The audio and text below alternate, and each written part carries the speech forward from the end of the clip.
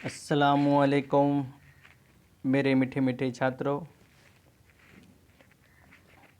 आज हम सातवां जो काव्य हैं सूरदास के पद, उनके कवि हैं सूरदास। उनका जन्म सन 1478 में और निधन 1573 में उनका माना जाता है। और महाकवि सूरदास जी का जन्म कुछ लोगों के मतानुसार दिल्ली के आसपास सिही नामक जो गांव में हुआ था। कई लोगों का मानना है कि इनका जन्म मथुरा के पास रुकना या रेणुका क्षेत्र में हुआ था। इनका जन्मार्थ होना भी विवादास्पद माना जाता है और उनके सूरदास के वल्लभाचार्य इनके गुरु के रूप में माने जाते हैं। उनकी प्रेरणा से वे श्रीनाथ जी मंदिर में कृष्ण की लीलाओं से संबंधित पदों में रचना करते रहे थे। वे कृष्ण के अनन्य भक्त के रूप में माने जाते हैं। आज उनके जो दो पद हैं और दोनों पद विनय और भक्ति में लिखी हुई जो ये पद हैं, और पहले पद में यहाँ सूरदास जी के दो पद के दिए गए हैं। उसमें पहला पद में श्री कृष्ण के प्रति उनकी अनन्य निष्ठा के दर्शन होते हैं, ये बात यहाँ पर बताई गई है। तो पहला पद जो है,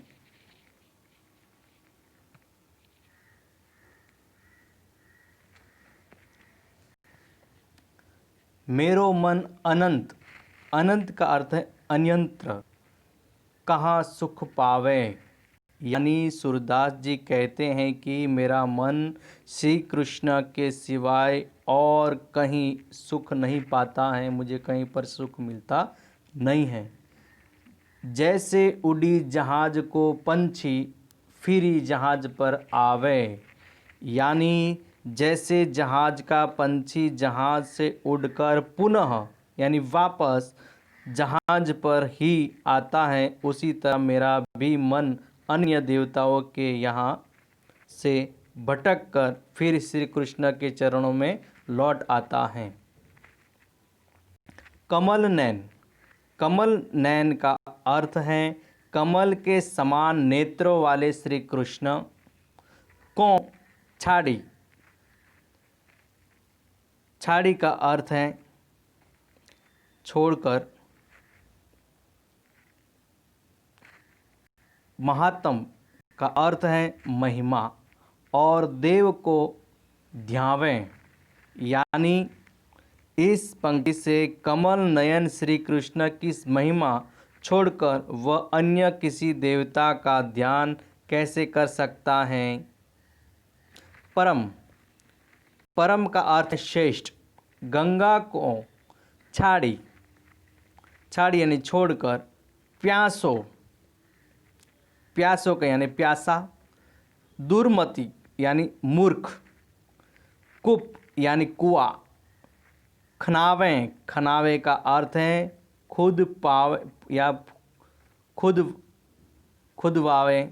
ऐसी बात यहाँ पर बताते हुए ये पंक्ति में कहते हैं कि यदि कोई प्यासा व्यक्ति पवित्र गंगा जल को छोड़कर अपनी प्यास बुझाने के लिए कुआं खुदवाए तो उसे मूर्ख ही कहा जाएगा।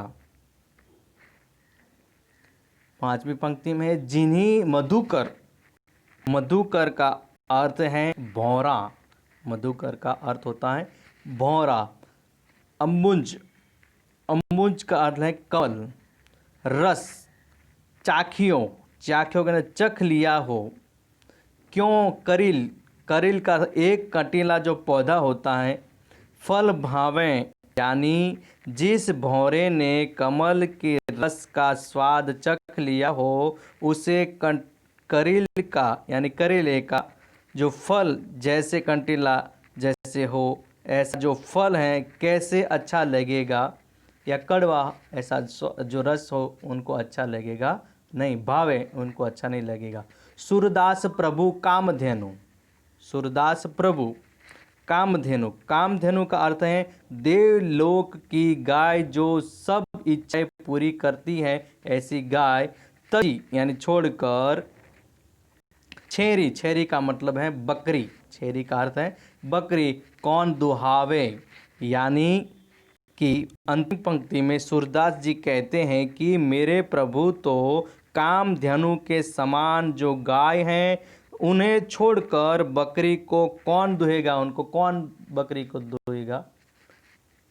तो इस काव्य की पंक्ति में श्री कृष्ण ने अपनी बात बताते हुए कहा है कि मैं मन का जहाज का पंछी हूँ और चारों ओर जल से घिरे जहाज का पंछी कहीं भी जाए पर अंत में जहाज पर ही आता है। उसी तरह श्री कृष्ण का आश्रय छोड़कर कवि का मन अनन्य कहीं पर हो जाए, हो जा सकता है कहीं पर उनका मन, लेकिन श्री कृष्ण जी श्रेष्ठ उनकी कोई नहीं है। इसलिए सूरदास उसकी अभिदेवताओं की श्री कृष्ण की सर्वोत्तम है। वे गंगा जल के समान निर्मल हैं, पवित्र हैं, वही कमल रस के समान माने जाते हैं। और सूरदास ने अपने मन रूपी भौरा का जो उस रस एक बार चख लिया है श्री कृष्ण ने भक्ति का, तो उसे दूसरी का जो देवी देवता उनके पर उनका मन नहीं लगता, फिर वापस यहीं पर श्री कृष्ण पर अपनी बात पर आ ही जाते हैं। तो यहाँ पर पहला पद समाप्त होता है।